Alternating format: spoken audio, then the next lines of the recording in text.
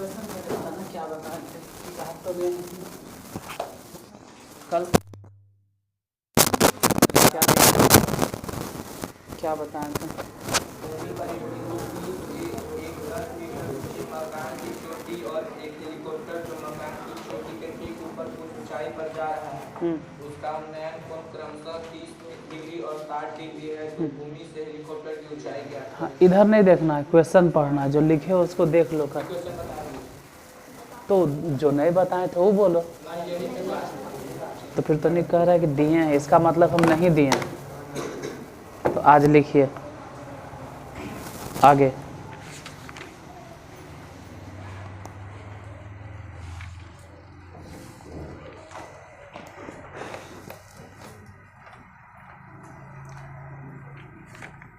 Question ढेर लंबा लंबा रहता है, तो पहले छोटा क्वेश्चन लिखा था। एक मीनार पर, अच्छा कल भी ऐसा बताए होंगे। एक मीनार पर 20 मीटर लंबा एक झंडा खड़ा है। एक मीनार पर 20 मीटर लंबा एक झंडा खड़ा है। एक मीनार पर 20 मीटर लंबा एक झंडा खड़ा है। जमीन पर स्थित एक बिंदु पर, जमीन पर स्थित एक बिंदु पर झंडा के पाद तथा शीर्ष, झंडा के पाद तथा शीर्ष का उन्नयन कोण क्रमशः 30 डिग्री और 60 डिग्री है। क्रमशः 30 डिग्री और 60 डिग्री है। तो मीनार की ऊंचाई ज्ञात करें। मीनार की ऊंचाई ज्ञात करें। अब देखो, एक मीनार पर 20 मीटर लंबा, पीछे अभी पीछे बैठो ना। एक मीनार पर 20 मीटर लंबा एक झंडा खड़ा है, ठीक है, 20 मीटर लंबा एक। और जमीन पर स्थित एक बिंदु पर झंडा के पाद तथा शीर्ष का उन्नयन कोण कितना कितना 30 डिग्री और, तो मीनार की ऊंचाई ज्ञात करें। क्वेश्चन फिर से पढ़ लीजिएगा। क्या यहाँ आके बैठ जाओ, इधर इधर नहीं, हाँ पहले आधा घंटा तुम ही लोग के क्लास चलेगा, उसके बाद चलेगा।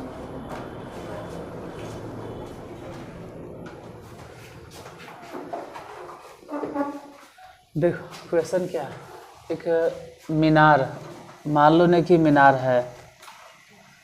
इस मीनार पर, इस मीनार पर एक झंडा खड़ा है। मीनार कितना ऊंचा है? ध्यान से देखना, मीनार 20 मीटर है कि झंडा 20 मीटर है? तो अभी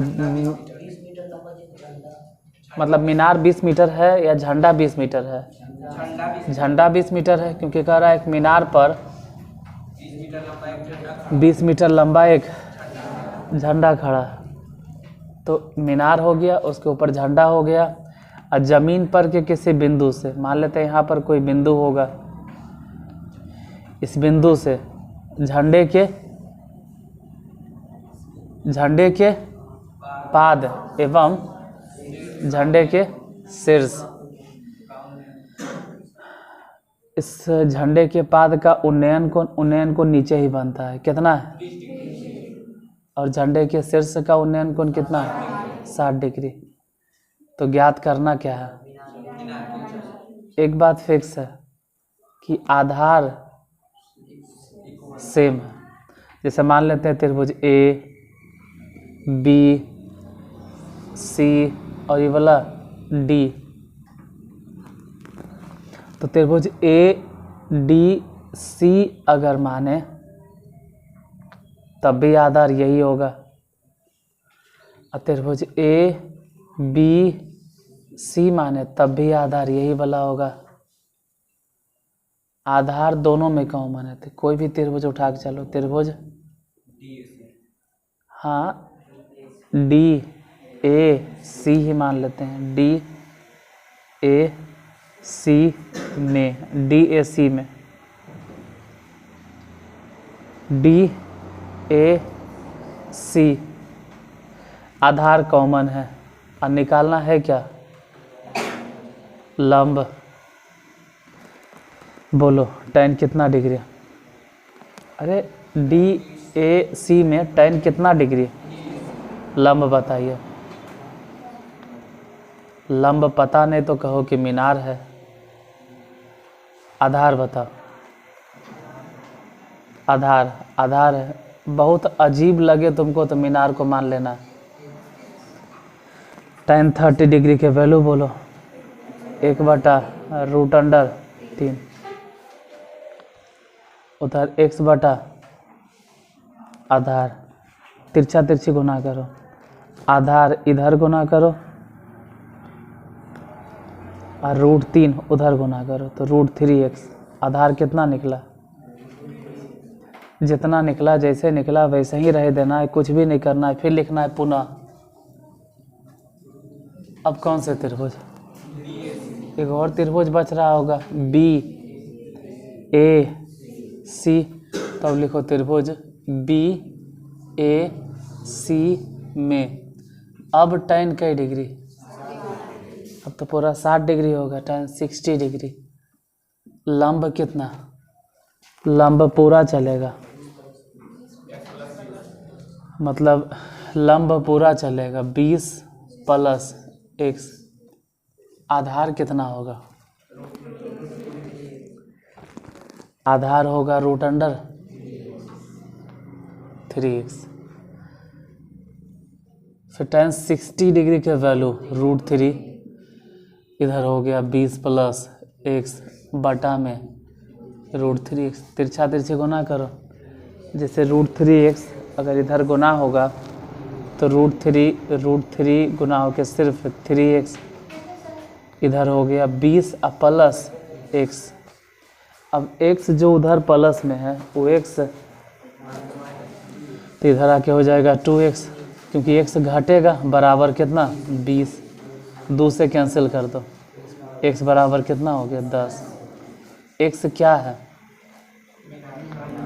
और निकालना क्या था, तो समझो कि आंसर आ गया। मीनार की ऊंचाई 10 मीटर, नहीं दिखाई देता है तो अगला क्वेश्चन देखो।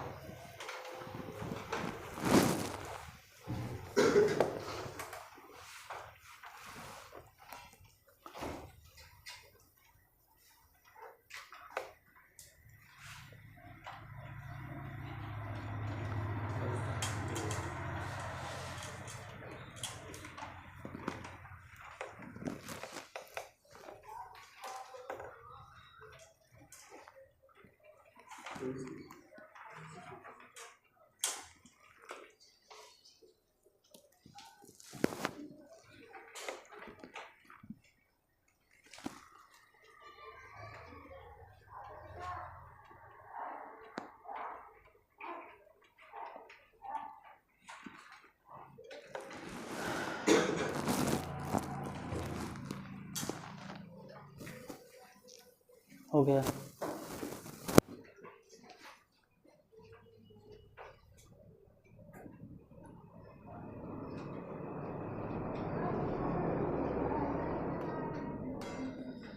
इतना देर में तो आराम से छाप लोगे। अगला क्वेश्चन है, एक मीनार, नहीं 15 डिग्री फिर आप नहीं बना पाएगा, तो दूसरा क्वेश्चन लिखो।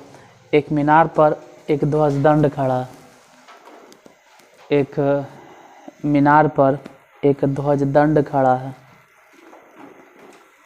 एक मीनार पर एक ध्वजदंड खड़ा है। आधार से 60 मीटर की दूरी पर, आधार से 60 मीटर की दूरी पर स्थित एक मीनार पर ध्वजदंड खड़ा है। आधार से 60 मीटर की दूरी पर स्थित एक बिंदु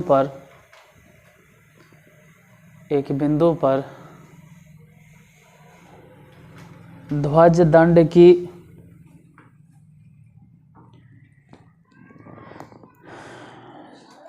चोटी 60 डिग्री का कोण बनाती है। ध्वज दंड की चोटी 60 डिग्री का कोण बनाती है। कल वाला हिसाब दिखाओ, कल जो बताए थे, कल कहाँ है, कल वाला दिखाओ, कल वाला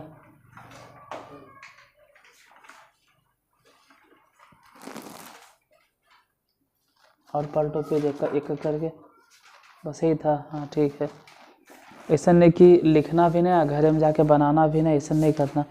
एक मीनार पर एक ध्वजदंड खड़ा है। आधार से 60 मीटर की दूरी पर स्थित एक बिंदु पर ध्वजदंड की चोटी 60 डिग्री का कोण बनाती है और उसी स्थान पर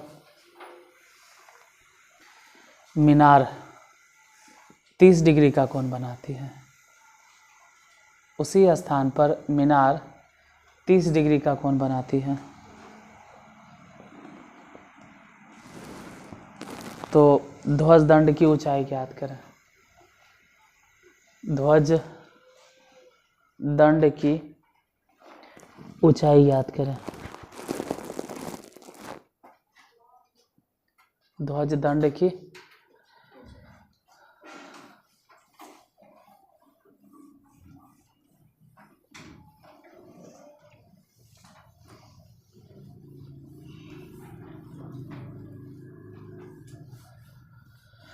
क्या है क्वेश्चन बोलो। एक मीनार है और मीनार की ऊंचाई 60 मीटर है। क्वेश्चन क्या है पूरा एक बार पढ़ लो। क्वेश्चन में ही दिए हुए कि एक मीनार है, जो पूरा पढ़ेगा उसी को समझ में आएगा कि एक मीनार है, एक मीनार पर एक ध्वजदंड खड़ा है, मतलब झंडा है, और इस मीनार से या आधार से कितना मीटर की दूरी पर, 60 मीटर की दूरी पर एक बार ध्वजदंड के शिखर और एक बार इस मीनार के शिखर। ध्वजदंड के शिखर का कोण कितना है और इस मीनार के शिखर का कोण कितना है, 30 डिग्री है। एगो 60 डिग्री, एगो 30 डिग्री है। ज्ञात करना क्या, मतलब मान लेते हैं ये x और मीनार की ऊंचाई मान के चलते हैं y। त्रिभुज के नाम जैसे देना है दे दो, A B C D, क्योंकि 2 त्रिभुज चलेगा। पहले त्रिभुज कौन से, कोई भी उठा लो, मान लो D B C, त्रिभुज D B C में B तो बीच में इसलिए लेते हैं क्योंकि यहाँ पर एंगल मानेंगे। D B C में बोलो tan कितना डिग्री, 30 डिग्री। tan ही काहे लिखते हैं, इसलिए क्योंकि निकालना है लंब और दिए हुए क्या है, आधार, और ऐसे भी आधार दोनों में कॉमन है, तो दिमाग पे ज़्यादा जोर नहीं डालेंगे।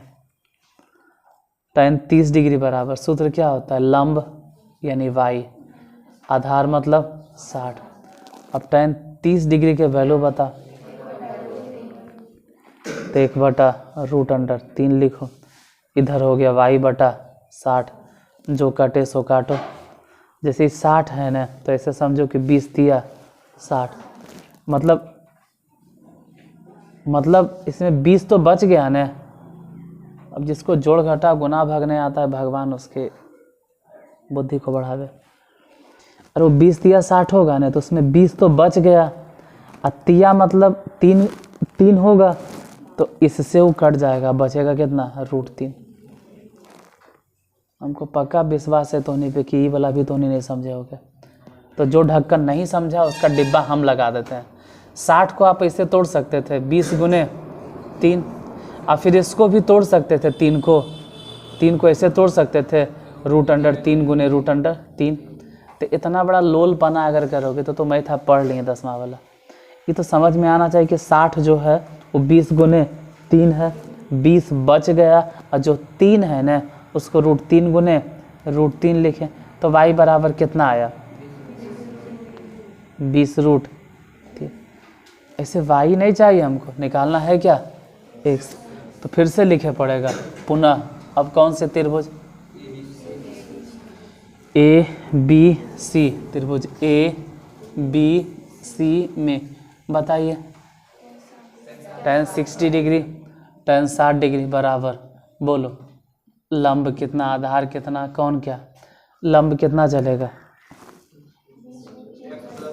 हाँ मतलब x प्लस वाई बोलो ना, बटा आधार कितना 60 रहे दो। ऐसा tan 60 डिग्री के वैल्यू बोलो √3 और 60 गुने कर दो ना, कितना दिन तक उसको लिखते रहेंगे नीचे।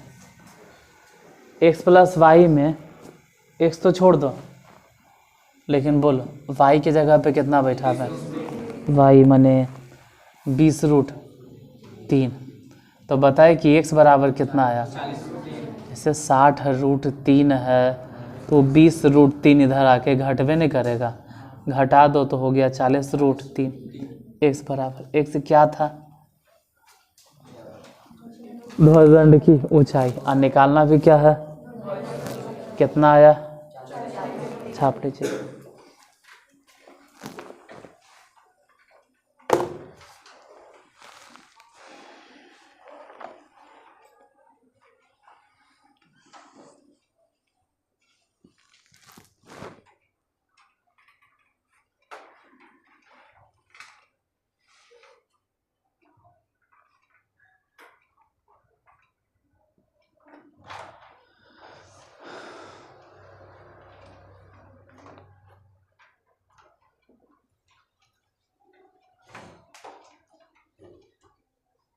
अगला क्वेश्चन, एक मीनार पर 10 मीटर ऊंचा झंडा खड़ा है।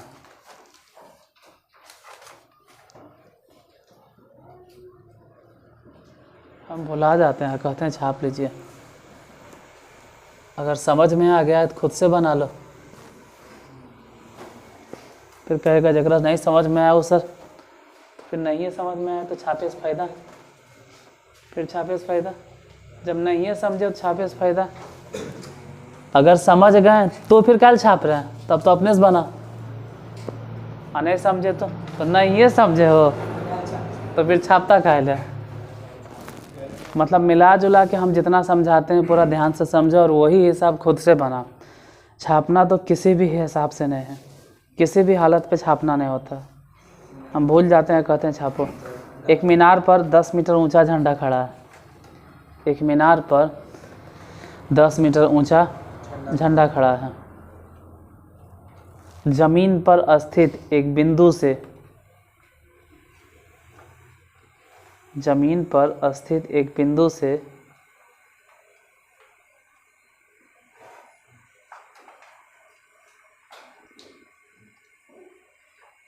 झंडे के पाद और शीर्ष, झंडे के पाद और शीर्ष का उन्नयन कोण, पहले क्या बोले हैं? झंडे के पाद, अब बाद में क्या बोले हैं? झंडे का शीर्ष। तो जमीन पर स्थित एक बिंदु से झंडे के पाद और शीर्ष का उन्नयन कोण क्रमशः 30 डिग्री और 60 डिग्री है। 30 डिग्री और 60 डिग्री है। तो मीनार की ऊंचाई ज्ञात करें।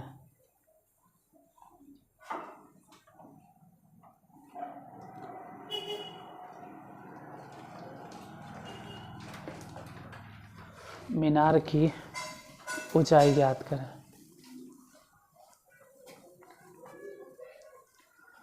मीनार की मतलब फिर से वैसे ही है कि मीनार की ऊंचाई 10 मीटर है। मीनार की ऊंचाई कितना है? मीनार की ऊंचाई 10 मीटर है। मीनार की ऊंचाई 10 मीटर नहीं, कहो कि मीनार के ऊपर जो झंडा लगल है ना, इस झंडे की ऊंचाई भले ही है कै मीटर? 10 मीटर। उसके बाद फिर देखें आगे तो क्या है कि जमीन पर के किसी बिंदु से, जमीन पर कोई बिंदु मान लेते हैं, और इस बिंदु से झंडे का पाद मतलब झंडे का पैर ये हो गया, और झंडे के शिखर यानी ये हो गया। कितना कितना कोण है?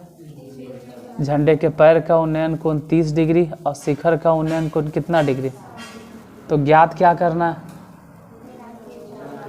एक बात तो कंफर्म कर लेना है कि दोनों ही त्रिभुज में आधार कॉमन है। मान लो ये ए है, ये बी है, ये सी है, यहाँ नाम दे देते हैं कि डी है। तो पहले कौन से त्रिभुज उठाना है, त्रिभुज छोटा त्रिभुज हर बार लेके चल रहे हैं, तो लिखेंगे डी बी सी में। बोलो डी बी सी में क्या लिखें, tan 30 डिग्री। बताइए कि लंब कितना, tan 30 में अगर लंब पूछे तो पता नहीं, तो चल भाई x मान लेते हैं कि लंब कितना है x। आधार तो आधारे रहे दो, आधार ही रहे दो। tan 30 डिग्री के वैल्यू बताओ, 1/√3, इधर हो गया x बटा आधार, तिरछा तिरछी गुना करो, आधार को 1 के तरफ गुना कीजिए तो आधार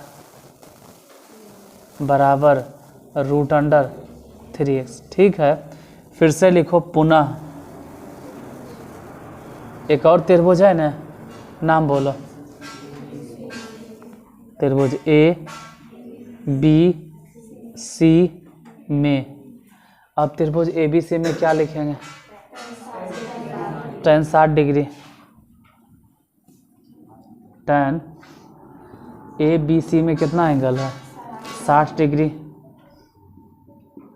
कुछ ढक्कन कभी नहीं सुधरेगा, वो धरती पर के बनवे के टाइम देंगे कि नहीं देंगे। Come to the point. यहाँ पर tan 60 डिग्री सब कभी नहीं सुधरेगा। वो पूंछ है और वो भी किसका जो मालूम है, 10 + x बटा आधार। तो आधार तो खैर मालूम है कि √3x है। tan 60 के वैल्यू और 10 + x √3x, इसको गुना कर तो 3x बराबर 10 + x। डायरेक्ट बोलो ना कि x बराबर, ऐसे तो पहले 2x बंद करो, 2x बराबर 10, तो इसे ही कट गया। x बराबर कितना हो गया, x क्या है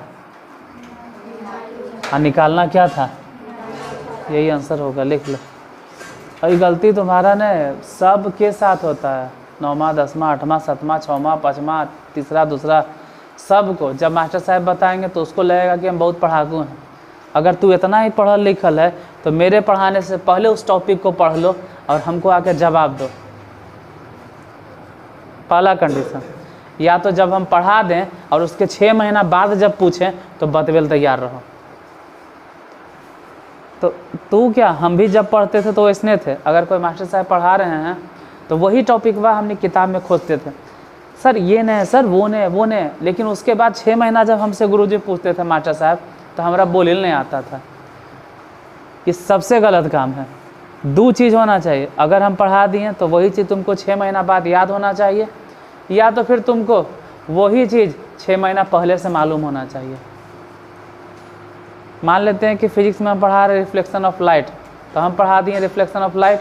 अब तो गूगल पे जाकर पूरा सर्च मारोगे, यूट्यूब पे सर्च मारोगे और एकदम नया टीचर से नया चीज़ पढ़ोगे, कहोगे ई नहीं होता है, ई नहीं होता है, ऊ नहीं होता है। तो ई नहीं होता है तो या तो तुम 6 महीना पहले ही सीख के आते और हमसे बोलते कि सर ये होता है, या तो फिर पेशेंस रखो, 6 महीना बाद हम तुमसे फिर मिलेंगे और वही टॉपिक फिर दोबारा पूछेंगे और तक नहीं हन बोलना, तब मानेंगे कि हाँ ये विद्यार्थी पढ़े वाला है।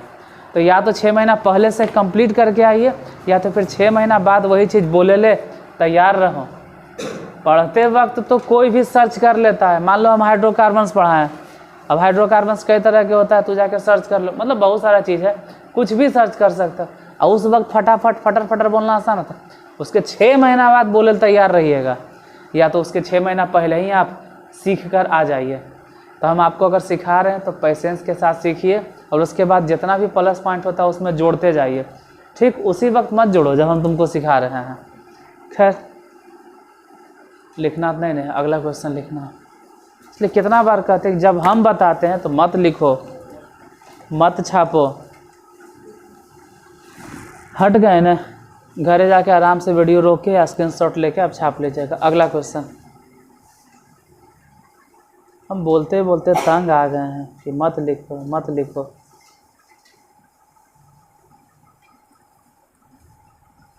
इसका आंसर बताओ तो, बिना बनैले, मतलब हम नहीं बनाएंगे तो नहीं बनाना। तो भूमि के एक बिंदु से एक 20 मीटर ऊंचे भवन के शिखर पर लगी एक संचार मीनार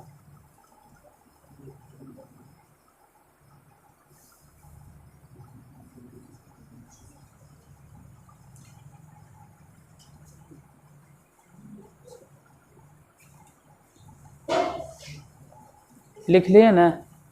हाँ, क्योंकि तुम लोग नहीं छापने वाला हो, छापने वाला वो अटक जाता है। कि लिखने का मतलब है पूरा सेंटेंस सुन लिए कि भूमि के एक बिंदु से एक 20 मीटर ऊंचे भवन के शिखर पर लगी एक संचार मीनार के तल और शिखर का उन्नयन कोण क्रमशः 45 डिग्री और 60 डिग्री है।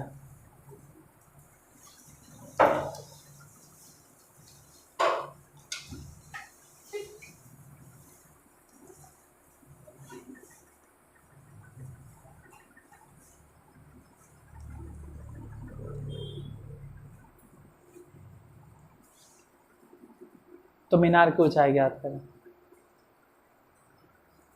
इतना तो कुछ विद्यार्थी पे भरोसा है कि लिख लिया होगा, कुछ अटक गए होंगे।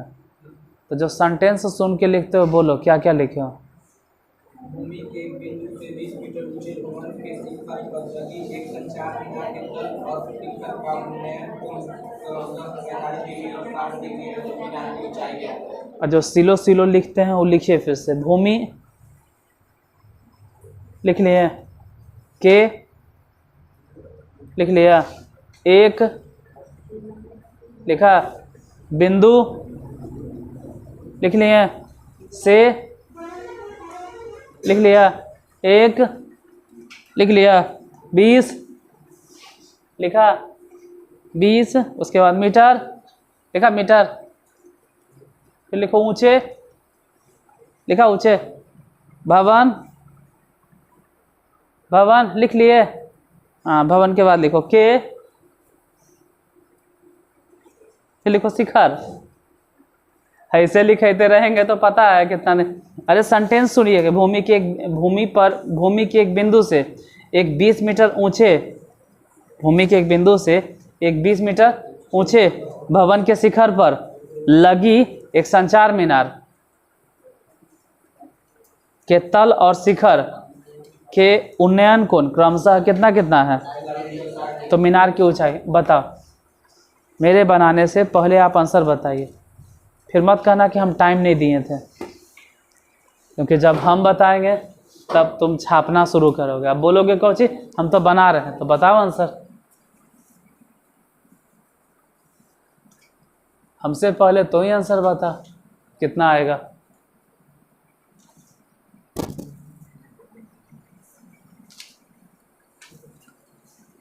कल वाला मैथ देखा, कल ही जो हम पढ़ाए थे, कल किधर बताए थे? ये कल वाला है, कल वाला है, तो परसों वाला किधर है?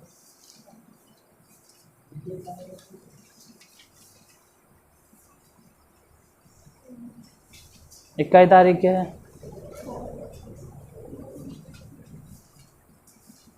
ए 21 तारीख के है, कैसे तुमको पता चला? अच्छा, अब परसों वाला किधर है?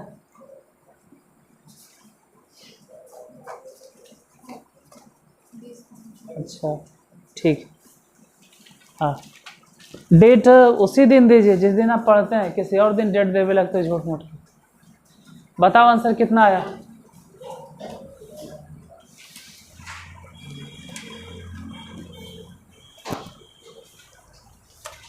देखो इधर, अगर आंसर नहीं आया तो अब मत लिखना, कलम को रखो चुपचाप कॉपी में, और लिखना मत गलती से भी, कम से कम क्लास के माहौल ख़राब मत। अब नहीं लिखना, मुँह से हाथ निकालो, लिखना नहीं अब, कम से कम आंसर आया तो लिखना मत। अब चुपचाप बैठल रहो और देखो जो हम बता रहे हैं।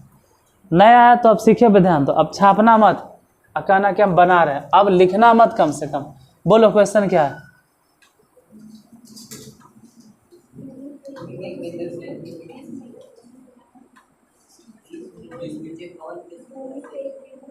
भूमि के एक बिंदु से, भूमि के एक बिंदु से 20 मीटर ऊंचे भवन के शिखर पर, तू भी सोचता है कि हम तुम ही लोग के जैसे हैं। भूमि पर मतलब तू अपने जैसा समझता है। पूरा सेंटेंस पढ़ो, हम समझ जाएंगे। अब पूरा सेंटेंस पढ़िए, क्या लिखे हैं? भूमि के एक बिंदु से 20 मीटर ऊंचे भवन के शिखर पर लगी 4 मीनार। समझ गए? काफ़ी है, रह दीजिए। मीन तुम लोग भी सोचते हो कि मास्टर साहब भी हमरे नियन है, धीरे धीरे बोलते हैं। नहीं तो बोलो ना, भवन है और शायद इसके ऊपर एगो टावर लगल है, संचार मीनार, और भूमि के कोई बिंदु है, और इस टावर का जो शीर्ष है, मतलब टावर का जो पाद है और इस टावर का जो शीर्ष है, इसका उन्नयन कोण भले फोकस करना। कितना कितना? संचार मीनार के पाद का उन्नयन कोण कितना, और शिखर का उन्नयन कोण कितना? अब छापना मत, हम बार बार बोल रहे हैं। नहीं बना तो अब छापना नहीं कोई। दोनों ही सिचुएशन में कॉमन क्या है? आधार। निकालना क्या है? नहीं तो हम भवन जानते हैं ना ही मीनार जानते हैं। अच्छा, भवन जानते हैं कई मीटर ऊंचा है, तो फिर एक्स काहे लिखें झूठ मूठ के? एक्स नहीं लिखना है। जब भवन जानते हैं तो लिखेंगे भवन की ऊंचाई कितना।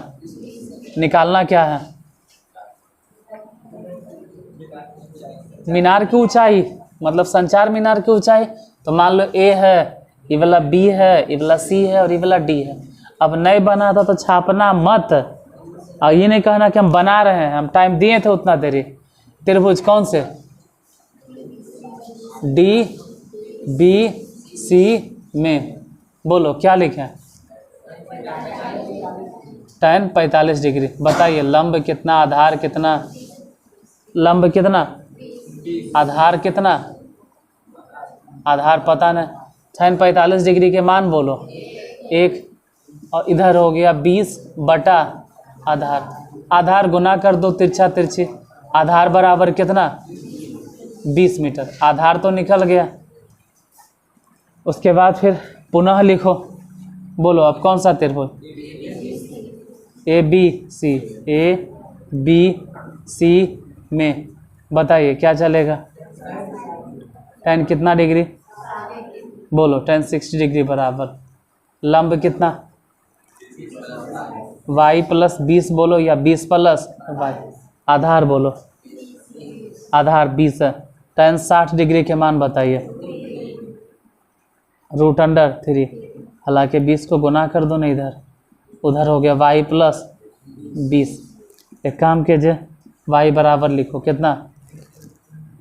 ये 20 √3 है और उसमें से घटेगा 20। बोलो y बराबर कितना? 20 कॉमन ले लो तो बचा कितना? √3। अब इसमें से बहुत सारा वैसा होगा जिसको तो ये भी नहीं मालूम होगा कि √3 के वैल्यू कितना होता है। इसमें बहुत सारा वैसा नहीं जिसको ये मालूम है नहीं कि √3 के मान कितना होता है। हमको लगता है शायद किसी को नहीं मालूम है √3 के मान के कितना। 7.5 7 60। अरे हम तो सोचे बहुत के नहीं मालूम, यहाँ तक किसी को नहीं मालूम है √3 के वैल्यू कितना होता है।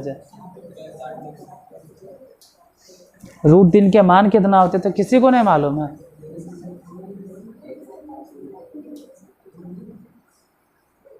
तुम लोग को मालूम है √3 के वैल्यू?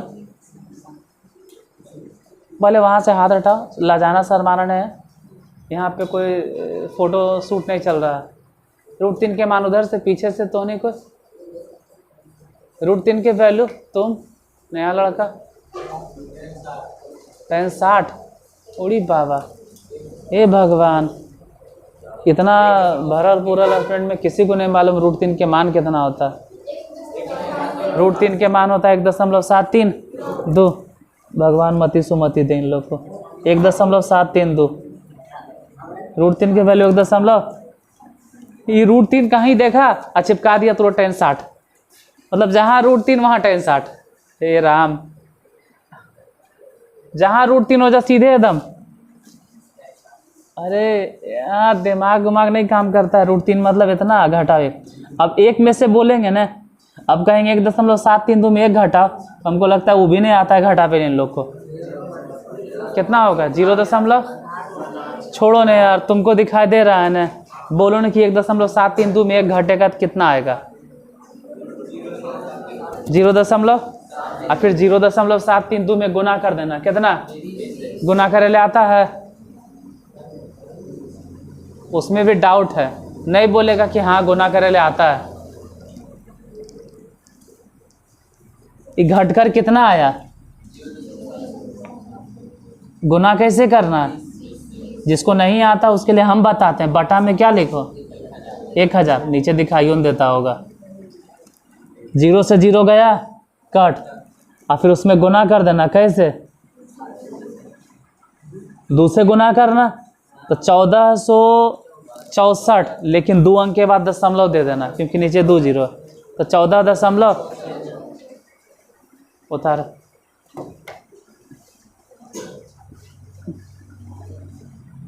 हाँ अच्छा, नहीं उतारना है नहीं उतारो, वो आदत है कि उतारो उतारो बोलते हैं, लेकिन कल्हे बनल होना चाहिए।